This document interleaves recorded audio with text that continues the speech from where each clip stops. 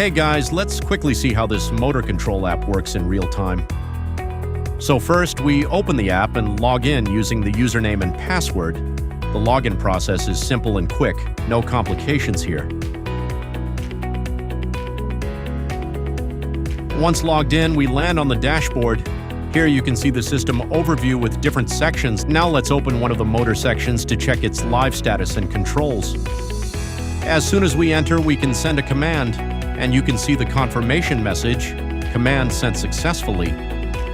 Now the motor status is on. Here you can clearly see the last on time, along with the motor running details. Once the motor is running, the electrical values start updating. Voltage and current readings are displayed in real time for each phase. You can see the values stabilizing, which means the motor is running properly without issues. Now let's try sending another command. Again, you get a confirmation pop-up instantly. This system makes it really easy to monitor everything live without needing any manual checking. Now let's turn the motor off. Once the command is sent, the status updates immediately. You can now see the motor status is off, and the system clearly shows the last off time as well. So overall, this app makes motor control and monitoring very simple. You can track status, control operations, and view live data, all in one place.